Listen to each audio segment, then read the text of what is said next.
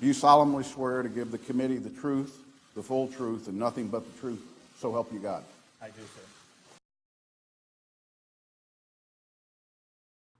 In light of some of those comments, I have concerns about the morale throughout the IC, but particularly at the CIA at this point.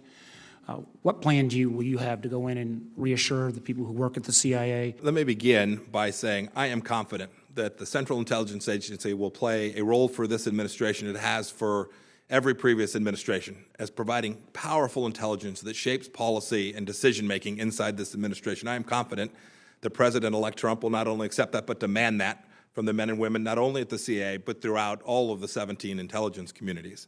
With respect to me personally, I have come to understand the value of the Central Intelligence Agency. How will you handle the President-elect's refutation of the intelligence community's high assessments that Russian intelligence units, namely the GRU and the FSB, did in fact hack and spearfish into the campaigns and parties of both political parties this past campaign season? It's pretty clear about what took place here, about Russian involvement in efforts to hack information and to have an impact on American democracy. I'm very clear-eyed about what that intelligence report says. And I have every expectation as we continue to develop the facts, I will relay those not only to the President, but the team around him and to you all, so that we all can have a robust discussion about how to take on what is an enormous threat from cyber. I think you all know that. You all have lived it.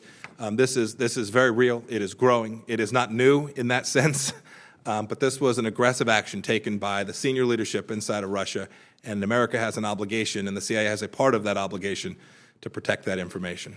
In your personal opinion, is Vladimir Putin and the Russians looking at all this and saying, we've done a really good job of creating chaos, division, instability in the American political process?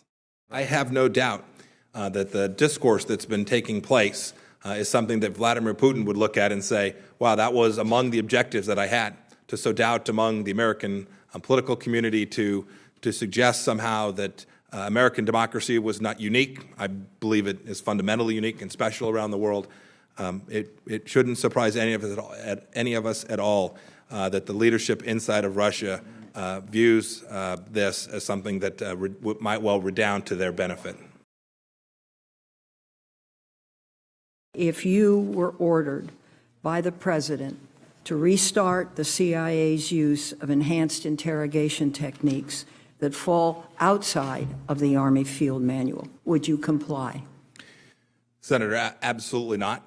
Moreover, I can't imagine that I would be asked that by the President-elect or then President. But I'm very clear. I voted for the change that put the Army Field Manual in place as a member of Congress. I understand that law very, very quickly, and am also deeply aware that any changes to that will come through Congress and the President. And regular order. And regular order, yes, ma'am, absolutely. With respect to the outlines of what's in the Army Field Manual, there's no doubt in my mind about the limitations it places not only on the DoD, but on the Central Intelligence Agency, and I'll always comply with the law.